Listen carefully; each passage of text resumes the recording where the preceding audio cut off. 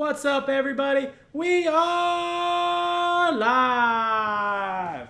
How is everybody doing today? We got our first ever weekly edition of Scrap Chat. Like I said, we were gonna start making some of these little segments we have come into a weekly show because we wanted to dive into a little bit more detail about it. A lot of cool things happening with other streams we have All Fuck Yeah coming tomorrow. We're going to be shooting a Reese's Pieces here soon. And as always, lightsabers and arm bars on Sundays. But this is Scrap Chat. What do we got going on today? We're going to talk a little bit about some upcoming events. We're going to talk about the UFC Fight Night this weekend. Saturday, Tony Ferguson versus Rafael Dos Anjos. And we're going to quickly just kind of dive into 205 for 30 seconds talking about just what's coming up for us this next week and what we're going to be doing because it's going to be a super packed week for 205, and that's only a week and like 3 days away or something like that. It's going to be not this upcoming Saturday, but the next Saturday. All right, so first thing, bad news in the MMA community. Luke Rockhold and Jacare, the rematch. They fought once in Strikeforce. It was a great fight. Many people believe that them in the middleweight division are two of the four best fighters. There's this perfect little four-man with Chris Weidman, Yoel Romero, Jacare, and Luke Rockhold. Unfortunately, Luke Rockhold had to pull out due to injury. I'm not 100% sure what injury it was. I'm not even sure if they've disclosed it yet. But that's a real blow for us because who wasn't excited for that rematch? I mean, it was going to be a great rematch. We wanted to see what Luke Rockhold coming back after losing to Bisping, losing his title. Because remember, he dominated Chris Weidman. There's questions if it was a spinning kick. If he didn't do that, would Luke Rockhold win? I still think he would have. So I was pretty excited to see him getting back into the octagon. So that is a real tough blow that fight has been canceled. The card is still there, so I think Brunson is the main event, or Bronson, if that's why you say his name. I have to double check. I'm pretty sure he is the main event now. I don't know if they're going to add another fight, so hopefully they will. UFC Fight Night this weekend. We got Tony Ferguson versus Rafael Dos Anjos. We're going to do a full fight breakdown of that here in just a few seconds. A few fights we're going to quickly touch on. Ricardo Lamas versus Oliveira. That's going to be a fun fight. Probably, other than the main event, the most technically sound fight going to happen. I think it will be a submission war. I'm probably going to give it to Oliveira in the second. Not sure what submission exactly, but that's kind of my guess. I think Oliveira is on the rise, and Ricardo kind of has got stagnant. Doesn't mean he's super stagnant, but he did come off a loss to Max Holloway. Oliveira versus Holloway was, there's just some of these young guys that are coming up and are looking super technical in jiu-jitsu or super technical in striking, and Oliveira is a definitely super technical jiu-jitsu guy. Not that Lamas isn't, but Oliveira's just been doing crazy stuff to people. So that's my quick 2 seconds on that. That's a tie-up. I don't know exactly how it's going to go. That's just my opinion of what I think is going to happen there. Diego the Nightmare Sanchez is fighting. Big fan favorite. He was the first Ultimate Fighter. He's famous for going, yes. He has the yes mentality. He screams it when he's coming out to fights. He's fighting. The guy he's facing, I forget his name, but he is from Bellator, and he is a huge leg lock specialist. So Diego Sanchez is a grappler. The guy he's facing is a grappler. So it will be an exciting matchup to see who's grappling is up to task and who really takes that match. Okay, diving into my full fight breakdown. I got Tony Ferguson versus Rafael Dos Anjos, and this fight's going to be awesome. I'm so pumped for this fight. If you're one of the true MMA fans, if you pay attention closely to the sport, this is a fight you've had circled. This to you was, I don't want to say as big as UFC 205 because it's definitely not, but it's a fight that you definitely want to see, so you're not going to miss it. It was kind of like Rafael Dos Anjos versus Eddie Alvarez. It was right before UFC 200, so Dos Anjos kind of has a history of being put right before big cards, so that's going to be interesting. So first person I want to dive into is Tony Ferguson. Tony Ferguson, probably not that famous, I would say. He's not that well known. He's really well known in the MMA community, but he doesn't have that big media outlet appeal. He's just a true fighter through and through. He's very proud to be a Mexican American. He's very proud to be a fighter. He's very proud to be a Mexican fighter, kind of like Cain Velasquez. He really holds that badge of honor on him, and he talks about it. He won a $100,000 fight bonus for a submission over Edson Barboza, and then he went to Big Bear, California, and spent probably 3/4 of that on this training camp in the mountains, where he's throwing rocks around. He's got this whole facility he built. He brings people out. It's at altitude, which is going to be a big deal because the fight is in Mexico City, which is an altitude place. And they say it takes about 2 weeks for you to get adjusted to altitude. So if he's training at altitude every day, he doesn't have to get acclimated. He's going to be fine. Dos Anjos, it will be interesting if he gets acclimated, but we'll talk about that here in a few seconds. Ferguson, though, as the fighter, he's a wiry kind of guy. I know I was watching with K-Rice the other day, and he was just like, man, he looks like looks like death. You know, what did you say, Kyle? Just skin and bone. Yeah. Well, and that's the perfect way to describe him. He's kind of like a buzzsaw. He's a slash and gash kind of guy. I kind of compare him to having two cleavers and just chopping at people because his elbows are so sharp. His punches are sharp. His legs are sharp. Even if you look at his shoulders, everything about him is a sharp person, and he's just trying to mangle you. He's really, really an interesting guy. I think we have some good video or something where you can really see he rolls like crazy. He has this rolling knee bar he does to people. He's just super unorthodox, super creative. And one thing that's really important is it's not just that he's a creative fighter. A lot of fighters are creative, and in between each fight, they'll add a new technique or they'll add a creative new technique, like Anthony Pettis with his Showtime kick or people like that. What's really impressive about Tony Ferguson is he's creative in the fight. So he doesn't know what he's going to do until he does it. Kind of like John Jones, and that's what made John Jones so great. And what does make John Jones so great is you have no idea what's coming. With Tony Ferguson, it's the same way. His chokes are nasty. He is trained by Eddie Bravo from 10th Planet Jiu-Jitsu, and they're very famous for having very, very good full guards, and they use the rubber guard practice. If you want to know what full guard is, if you think of the missionary position, you're the chick. That's what happens if you're full guard. That's the best way to describe it, isn't it? Yeah. The missionary. I wasn't expecting that comparison. I know. But it's, you instantly get it, though, right? No, it makes complete sense. Yeah. So they're on their back, and their legs become like limbs. They get that dexterity part down. They get really good with their legs, and they're able to contort their bodies in weird ways so that a guy like Rafael Dos Anjos, who's going to take Tony Ferguson down most likely, Ferguson's not going to be, just looking to control the fight from his back. He's going to attack. He throws massive rubber guard elbows.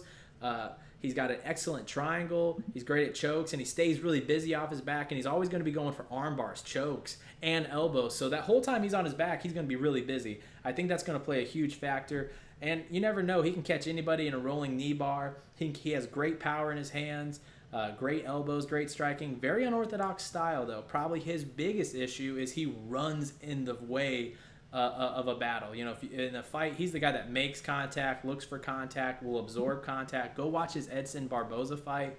He opens up a nasty cut on Barboza, which is just disgusting. And then also, he takes a lot of damage too. He had his sunglasses on for a while. He was bruised up. His leg got chewed up by Barboza. So he takes damage. And in his most recent fight, he came in. He was supposed to fight Khabib Nurmagomedov. He took a fight on short notice because Khabib had to back out due to injury. And Ferguson, he didn't have any planning for the opponent. He was a young kid that he faced. The young kid hurt him a little bit, but then Ferguson was able to take the win. A few things about Ferguson. He's won 14 in his last 15 fights. If he wins this fight, he's the first lightweight with 9-fight win streak. Now, Kyle, you know what that means. I mean, anything 10 above is like world class. Yeah. Demetrius Johnson, John Jones, all these guys, you're getting 10-plus wins. You're going to be world class. One thing I want to say, guys, we are watching the Cub World Series right now, so if you see me looking over, we're watching history right now. So that's going to be pretty impressive to see. Can Tony Ferguson take his win streak to 9? He's super creative, like I said. I wrote down here, attack, because that's what he does. If you watch him, he's running, he's kicking the whole time. It's a pace that he puts on. He's running right at you. It's very weird to watch because it's like a sprint inside the octagon. It's a fast pace that he sets, and it's always throwing bombs, always throwing kicks, always throwing stuff to the gut. It's absolutely nuts. Who we got in the chat here? We got Blubber. Blubber! What's up, boy? How you doing, man? Well, I'll take questions here in a little bit or something like that, or when we go live on the other side. If you guys are catching this on YouTube, subscribe. If you're catching this on Twitch, hit the follow button. All kinds of cool things coming to the stream. All right, moving on to RDA.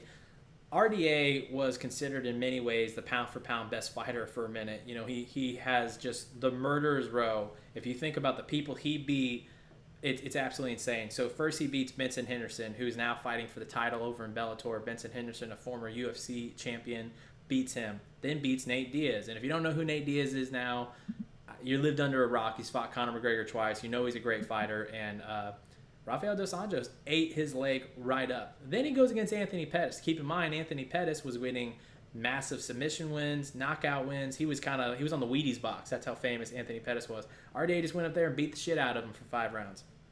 Then his absolute best performance ever, Matt Hughes was quoted for saying, "You're not a real champion until you defend the title." RDA's first title defense was against Donald Cerrone. I've said it many times on the show. Donald Cerrone might be my favorite fighter. He's an absolute badass. He's the cowboy. He doesn't give a shit. He's always game. And he got fucked up by RDA. It was disgusting. He got kicked in the body. He got hit in the liver. It was a liver shot. I think we have some video of that. He's going to be then taken down, and he just gets pounded out on the ground. It's first round. It's disgusting. And Cerrone was looking great. He had won 8 or 9 in a row, just like he has now in the welterweight. He was on cloud 9, goes against RDA. It was a brick wall. It could not go through.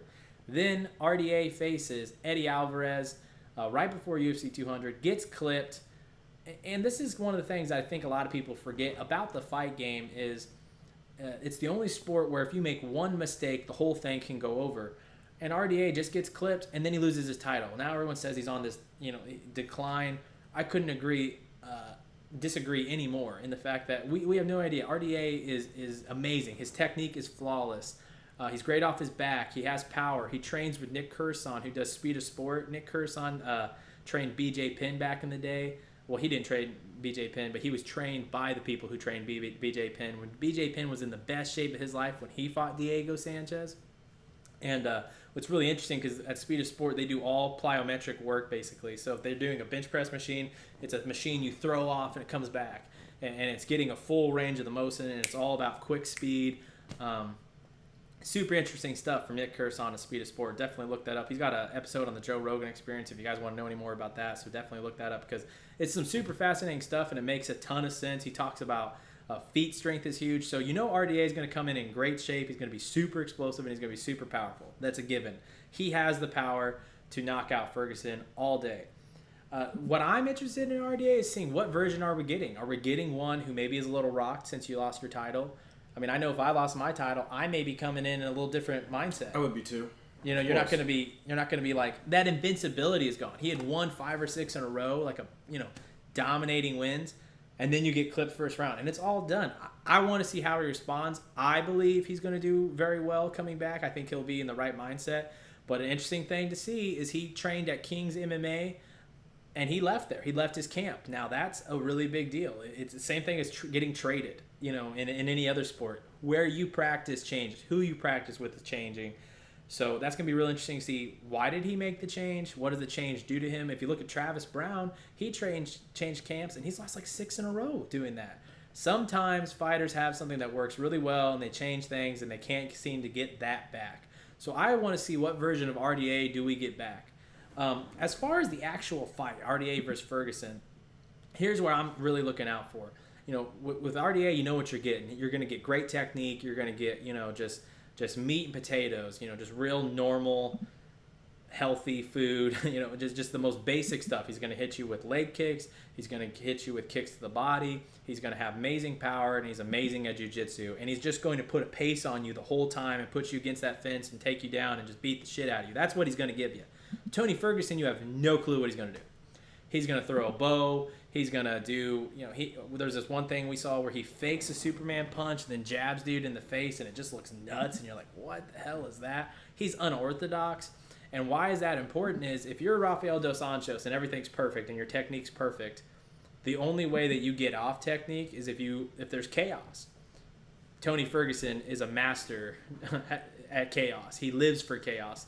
Eddie Alvarez lives for chaos. And you saw how that worked out for Dos Anjos is they took it from a striking match and from an MMA match and they made it a fight. They put it against the fence and they made it just a good old-fashioned fuck you street fight. Well, that's what Tony Ferguson's going to want to do. Tony Ferguson's going to want to come in there and, for lack of a better term, get in that ass. He's going to want to do some terrible things to Rafael Dos Anjos. So I just think that's going to be super interesting to see how does it work. And one thing about Tony Ferguson is he's got hurt in a lot of his last couple fights. And a lot of people think that is weakness, like, him getting hurt. I couldn't disagree more on that. I think that shows that no matter where he goes in the fight, Kyle, that he's going to have a chance of coming back. Like, he gets rocked, he comes back. That shows heart will. I mean, has no one seen Rocky? I mean, you're right. It's what Rocky's basically based off. Yeah, of. you know, and he's a really good the version. heart and desire to keep going. He does not think he's going to lose. He's huge on self-belief. Conor McGregor's huge on self-belief. We're seeing a version of that rise in the UFC. And I think with a sport like MMA, it's going to be super important to have self-belief because it is just you against this other guy in the cage, and whoever's more confident in themselves has an advantage of it. And I know Tony Ferguson's putting in the work. So if you've heard the breakdown so far, it probably sounds like I'm heavily favoring Tony Ferguson. I just think Tony Ferguson is a very interesting matchup for Rafael dos Anjos. I think Rafael dos Anjos, every problem he gives Tony Ferguson, in a way, is kind of prepared for. If RDA takes him down, Tony Ferguson is incredibly aggressive off his back, and he looks to go for his back. So I think that'll be interesting. As far as the striking and putting the pressure, they're both going to be in great shape, and they both hit super hard. And Tony Ferguson has a significant reach advantage on him. I think it's 5 or 6 inches, and his legs are even 2 or 3 inches longer. And reach advantage is huge in fighting. So I think that works against RDA.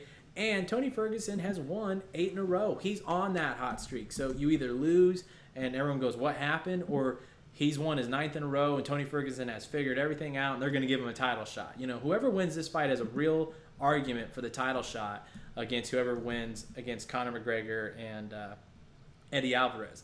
So I think it's going to be a very interesting fight. I would not be shocked at all if Rafael dos Anjos wins because, like I said, he's still, like, pound for pound. If you think you look it up on UFC, he's pound for pound number 6 in the world.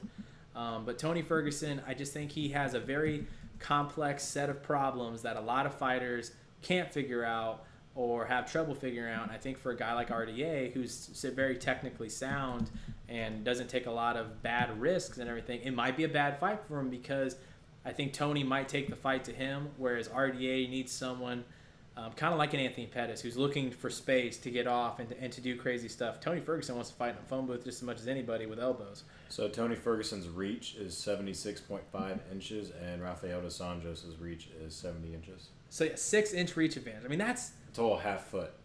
that's not even to use the word significant would be a bad word. Like, you know, they say Joe Rogan is famous for saying this. 1 inch makes a difference, a huge difference. Because think about it, all it means is that he can hit you, and you can't hit him from a certain distance. Now add 6 more inches to that. Yeah.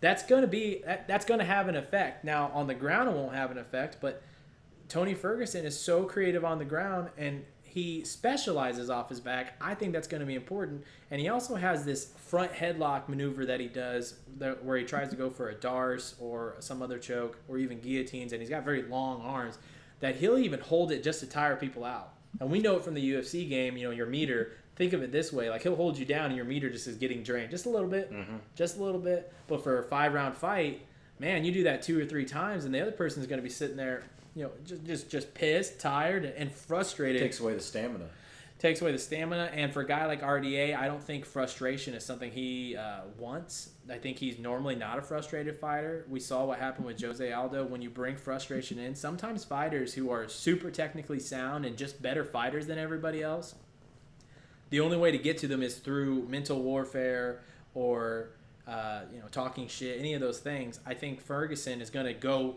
directly at him, and he's going to throw some nasty shit right in his face, and RDA is going to have to take a minute and go, oh, like, we're in a real fight. You know, we're not in – this isn't like, hey, we're going to go to decision. Another thing is Ferguson never goes to decision, really, and Rafael dos Anjos has. And I think Ferguson is going to force the action. And I don't know how that's going to go. I could definitely see Ferguson getting messed up because he's so wild and he throws all these crazy techniques that Rafael dos Anjos has perfect technique and take him down and could just destroy him. But I just don't see it happening. My pick, if you had to ask me for my personal opinion, I'm going to say 3rd round submission. Tony Ferguson, I think he's going to rock RDA, and then RDA would not give up submission normally, but he will when he is hurt and tired, and I think Ferguson is going to force the action and get some sort of submission. Let's look to the chat, see what the chat's saying.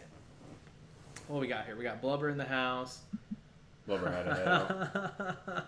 This Nexus dude is hilarious. I know, I read him. All right. So, yeah, like I was saying, we're going to briefly talk about UFC 205. God, I have so much to do this next week. Me and Kyle were just talking about this. We're probably going to do 2 scrap chats next week, maybe 3. We'll probably do 3 or 4 fight breakdowns individually because UFC 205's card is so stacked that there's no way we're only going to give you one. So definitely be looking out for that next week. If you're watching this on Twitch, comment. Tell us what fighters you're looking forward to. Tell us who you think is going to win RDA versus Ferguson. If you're catching this on YouTube, comment, like, subscribe, and tell us who you think is going to win the fight. Tell us how you think it's going to win the fight. Definitely check that out. Quick stream news in case any of you guys are fans of the stream, or if you're new to the stream, please hit the follow button. We have, let's see what's coming up. We have Doctor Strange this Friday. We got Off Fuck Yeah coming We're tomorrow. gonna review that. We're gonna start Off Fuck Yeah tomorrow. Absolutely, that's our thing for everything tech and gaming. K Rice is gonna front head that. And then also, we have our Amazon link up. If you want to support the stream, if you want to support us to help bring you guys better comment on MMA, games, tech, comics, and just everything we find cool. That's how we always kind of define it on LAB, Lightsabers and Arm Bars. Use our Amazon link. It helps us support us for stuff you guys are already buying. You can find that link in our YouTube description of this video, and you can find that link at the bottom of the page on Twitch if you're on our page. And soon we're going to have that link coming in the chat so you guys can see that just like our YouTube and our Twitter. Thanks a lot, guys. This is our first weekly Scrap Chat. Please subscribe. We're going to be doing a lot more of these. Like I said, UFC 205 coming up. It's going to be huge. Tony Ferguson versus RDA this weekend. Fight companion for it. Me and Kyle will be here Saturday watching and calling the fights. Don't miss it. Till next time, we'll see.